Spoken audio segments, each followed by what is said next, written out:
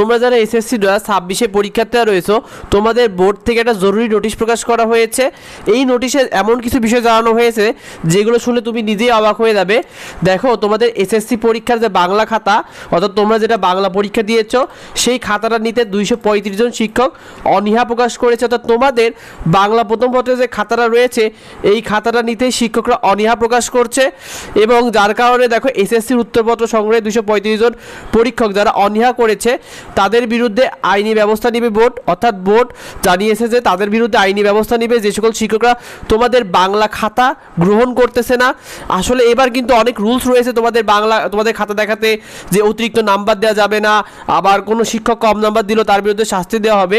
বেশ কিছু কারণে কিন্তু শিক্ষকরা অনীহা প্রকাশ করেছে তোমাদের খাতা দেখা নিয়ে।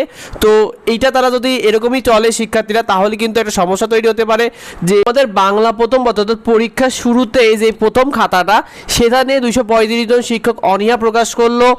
এখনও তো রয়েছে ইংরেজি পরীক্ষার খাতা, রয়েছে গণিত পরীক্ষার খাতা, তারা যে কি করবে এটা এক প্রকার বলা মুশকিল। কারণ তোমরা জানো যে শিক্ষামন্ত্রী স্বয়ং জানিয়েছিলেন যে কোনো শিক্ষক যদি অতিরিক্ত তোমাদের নাম্বার দেয় তবুও সেই পরীক্ষকের বিরুদ্ধে শাস্তি দেওয়া হবে। আবার জানিয়েছিল যদি কম নাম্বারও দেয় ইচ্ছাকৃতভাবে তবুও তার বিরুদ্ধে শাস্তি দেওয়া হবে। আর তিনি কিন্তু র্যান্ডমলি যে কোনো বোর্ডের খাতাগুলোকে রিচেক করবে। তার মানে বুঝতেই পারছো শিক্ষার্থীরা এবার কতটা কঠোরতা তৈরি হচ্ছে। তো দেখা যাক আসলে কি তৈরি হচ্ছে। ইতিমধ্যে কিন্তু তাদের বোর্ড থেকে নির্দেশনা দিয়েছে তাদের বিরুদ্ধে আইনগত ব্যবস্থা নিবে। তো পরবর্তী পরীক্ষাগুলো আসলে কী রকম হতে পারে বা খাতা দেখা নিয়ে শিক্ষকরা কী করতে পারে, এটা নিয়ে তোমাদেরকে নিয়মিত আপডেটগুলো জানিয়ে দেবো। সেগুলো পেতে অবশ্যই আমাদের সাথে যুক্ত হও। তোমাদের কার পরীক্ষা কেমন হচ্ছে কমেন্টে আমাদেরকে জানিও।